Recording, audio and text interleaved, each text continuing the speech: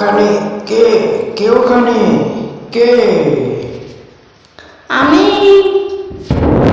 সেদিন ছিল পূর্ণিমার রাত। রাত প্রায় 3টা বাজে। আমি গভীর মনোযোগ দিয়ে পড়ছিলাম। বাসায় সবাই ঘুম।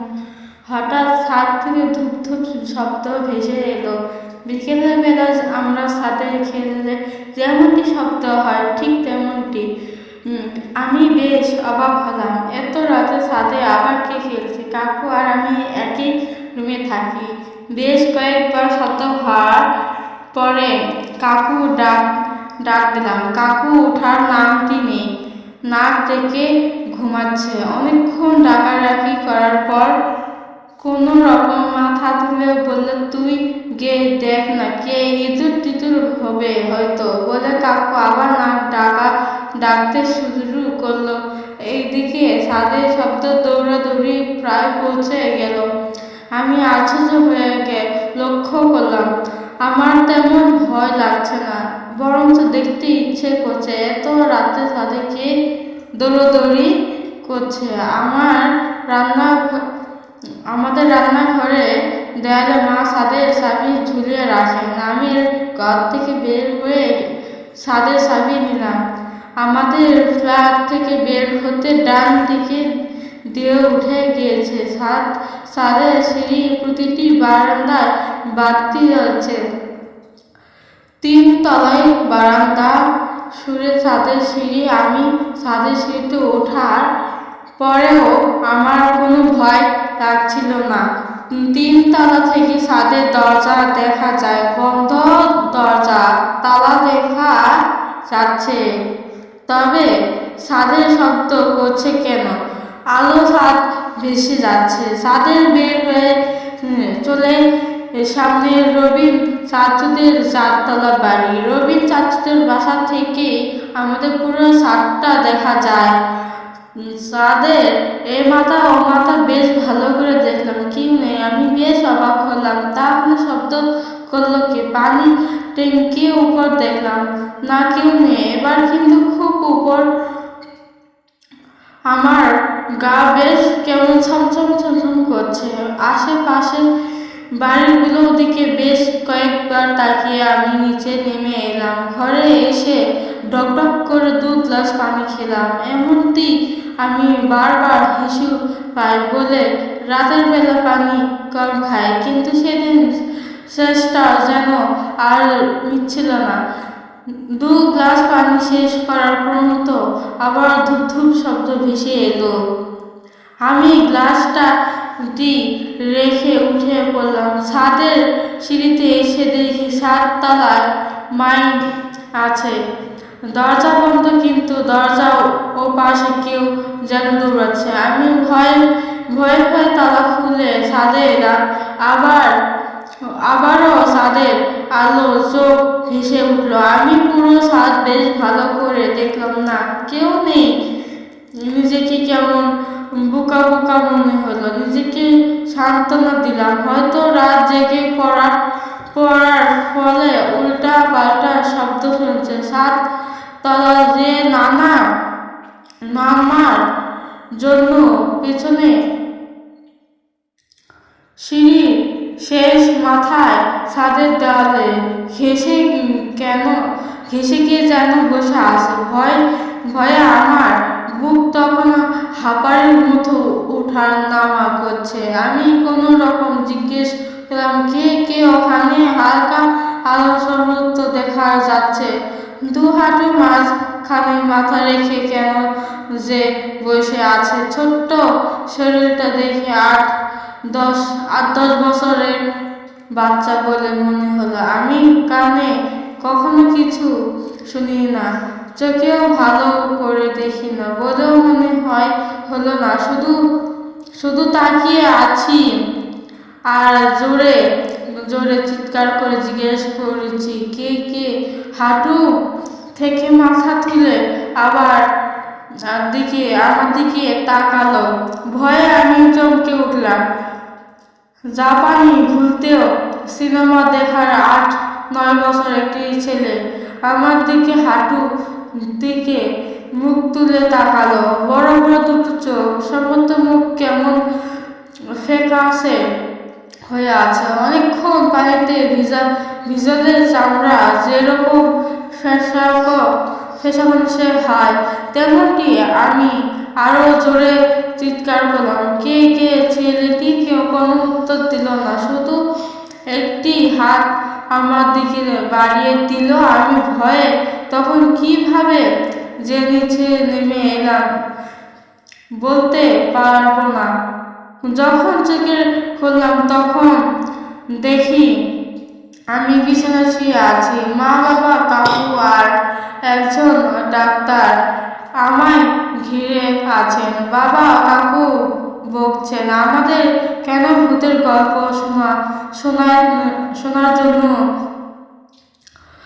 মা হাতের কাজ মাখ দিয়ে আমার চোখ যখন দরজার কাছে গেল, যখন আবার চমকে উঠলাম, ছাদে দেখা ছেলেটি দরজার কাছে দাঁড়িয়ে আছে। আমার চোখাচোখি হইতে ডান হাতটি আমার দিকে বাড়িয়ে দিল। আমি আবার জ্ঞান হারালাম। সেবার আমাকে অনেক দিন হাসপাতালে থাকতে হয়েছিল। কিন্তু আশ্চর্য বিষয়, সে রাতের পর কিন্তু ওই ছেলেটিকে আর কোনোদিন আমাদের সাথে দেখা যায়নি। সে রাতে অবশেষে আরেকটি ঘটনা ঘটেছিল। সেইটি হলো আমাদের পাশের বাসায় রবীন চাচু মারা গিয়েছিল। ভালো মানুষ, হঠাৎ নাকি কি দেখে খুব ভয় পেয়েছিল। আমার অন্তত দুর্ঘটনাটি 1995 সালে হেমন্তদের মাঝামাঝি। আমার স্যারের নাম আদিত, তিনি ছিলেন আমার অঙ্ক শিক্ষক। এখন একটি প্রাইমারি স্কুলে শিক্ষক হিসেবে আছেন। স্যারের দেশের বাড়ি চাঁদপুর। ঘটনাটি যখন ঘটে, স্যারের যখন ইন্টারন্যাশনাল ফার্স্ট ইয়ারে ছাত্র, স্যার চতুর্থ শ্রেণীতে এক ছাত্র পড়েছেন। গ্রাম থেকে 1.5 মাইল দূরে কাশিমপুর গ্রামে গিয়ে বেতন বেশি হওয়ার স্যারের সকল কষ্ট অপেক্ষা করে নিয়মিত সাইকেলে চালিয়েছেন, পড়াতে যেত। রোজ বিকেলে স্যারের সাইকেলে চালিয়ে কাশিমপুর যেতেন। আমার সন্ধ্যা হওয়ার আগে ফিরে আসতে নিজ গ্রামে। আমার স্যারের গ্রাম এবং কাশিমপুর গ্রামের মাঝে প্রায় 1 মাইল ফাঁকা ধানের মাঠ হয়েছে। দিনের বেলা কৃষিকে পরিমিত থাকতেও ও রাতের বেলায় একদম ফাঁকা থাকে। এই 1 মাইলের মধ্যে কোনো বসন্ত বাড়ি সেই শুধু আধার পাকা রাস্তাটা একটি বিশেষ কাজে আটকে যাওয়ার সন্ধ্যাবেলা কাশিমপুরের উদ্দেশ্যে রওনা হলো।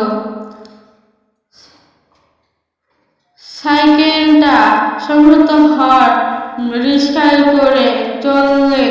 আকাশের অবস্থা খারাপ, থেমে থেমে বিদ্যুৎ চমকাচ্ছে, মনে হচ্ছে বৃষ্টি নামবে। এই অবস্থা না বের হলেও ভালো হতো, কিন্তু উপায় নেই। কাল দুটিতে এর অঙ্ক পরীক্ষা। ভোরবেলা যাওয়া যেত, কিন্তু কাল ভোরে গাড়িতে স্যারকে জরুরি ঢাকায় আসতে হবে। কাশিমপুরে কাছে যেতে পুরোতো ধারায় বড় বড় ফোঁটা আকারে বৃষ্টি শুরু হলো। কোনো রকম ছাত্রদের বাসায় উঠে নিজেকে রক্ষা করলাম। স্যারের একটা অভিমত হলো, যখন তিনি অঙ্ক করার যখন আর ঘড়ির দিকে তাকান না, তেমনি অঙ্ক করতে করতে ঘড়িতে 10টা বেজে গেল। অবশেষে বাইরে ঝড় শুরু হয়েছে, তাতে ঘড়ি দেখতেও লাভ নেই। ছাত্রদের বাবা এসে স্যারকে আজ রাতটা থেকে যেতে বললেন। স্যার হাসি মুখে বলল, কাল ভোরে ঢাকা যেতে হবে, এত এবং আজ রাতে গিয়ে সব কিছু সুরাতে হবে। ঝড় থামলে রাত 11:30 একটা ছাতা হাতে স্যার বেরিয়ে পড়লেন। স্যারকে সাধারণ যেতে বললেন। বাড়ির বাইরে পর্যন্ত এগিয়ে দিয়ে ছাত্রদের বাবা চারিদিকে ঘুটঘুটে অন্ধকারের মাঝে মাঝে বিদ্যুৎ চমকাতে রাস্তার মধ্যে কাদা হওয়া স্যারের চলতে বেশ কষ্ট হয়েছে। এক পা দু করে স্যারের বনের কাছে চলে এলেন। স্যার বন মানে সেই বন, আশেপাশে কেউ থাকে না এবং খুব খারাপ বন। সারা বনে পাশে চিতাখোলা। স্যার মনে মনে ভয় পেতে লাগলেন, তবুও সাহস হারালো না। চিতাখোলা কাছে আসতেই এক ঝলকে ঠান্ডা বাতাস স্যারের শরীরটাকে হিম করে দিয়ে গেল। সাথে সাথে স্যারের শরীর বেশ ভারী হয়ে গেল। স্যার যত দ্রুত সম্ভব এগিয়ে চলেন। বাতাসে কাদা মাটির গন্ধ। স্যার খোলা রাস্তা ধরে এগোতে লাগলেন। আকাশে কালো মেঘের ফাঁকে মরা চাঁদের উঁকি দিয়েছে। চারিদিকে মোটামুটি হালকা দেখা যাচ্ছে। একা একা স্যার হেঁটে চলছে।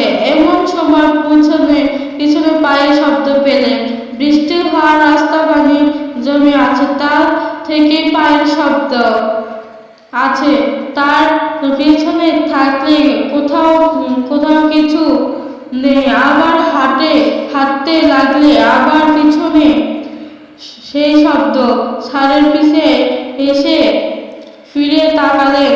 এবার দেখলেন একটা বড় কালো রঙের কুকুর দাঁড়িয়ে আছেন স্যারের দিকে 5 থেকে 6 হাত দূরে। চোখ দুটো সাদা। স্যার কিছুটা ভয় পেয়ে গেলেন। মনে মনে ভাবলেন, এত বড় কুকুর তো জীবনেও দেখিনি। স্যার আবার হেঁটে চললেন। পিছনে পায়ের শব্দ। স্যার বুঝতে পারলেন মারাত্মক একটা ভুল হয়ে গেছে। এত রাতে না বের হলেই বড় ভালো হতো। মনে মনে স্যার ভাবছিল, যদি একটা মানুষের দেখা পাওয়া যেত।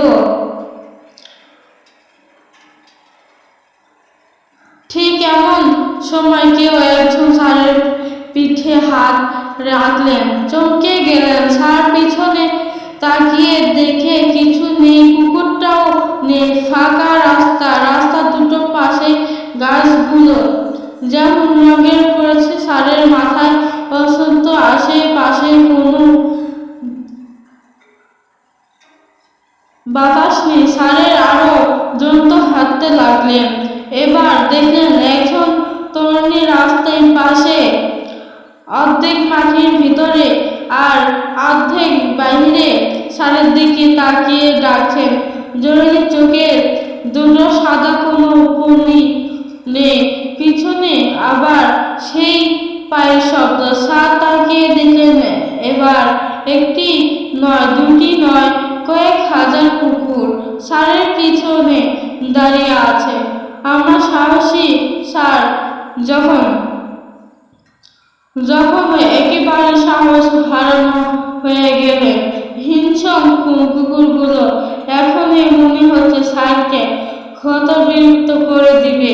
সামনের দিকে তাকিয়ে আবার ভয় পেলেন। স্যার একটা ছায়া মূর্তি বাতাসে গড়িতে এগিয়ে আসেন স্যারের দিকে। খোলা রাস্তা, তাই অনেক দূরে থেকে দেখা যাচ্ছে। ছায়া মূর্তি দেখে মনে হচ্ছে কোনো কাফনে মোড়ানো লাশ। সাদা কাপড়ের বাঁধা পা নেই, মাথা নেই। এবার পিছনে কুকুরগুলো হেসে উঠল। কি ভয়ানক সে হাসিটা বলে বোঝানো যাবে না।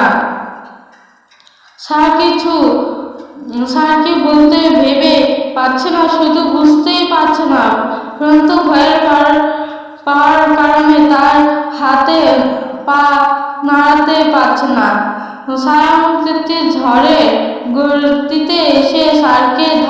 মারে, কানের ভিতর আসে ভয়ানক হাসির শব্দ। তারপর আর কিছু মনে নেই। স্যারের যখন জ্ঞান ফিরেছে তখন নিজেকে ধানের মাঠে আবিক্ষা করে ফাঁকা জলের ভিতরে ভেসে আছে। পুরো রাস্তা থেকে 10-20 হাত দূরে। চারদিকে যখন অন্ধকার, রাতের নির্মমতা ভেঙে কানে ভেসে আছে ফজরের আজান। স্যার আলো ফোটার পর্যন্ত অপেক্ষা করে। এর আলো ফুটলে নিজ গ্রামে চলে যান। বিশ্বাস অবিশ্বাস আপনাদের ইচ্ছা।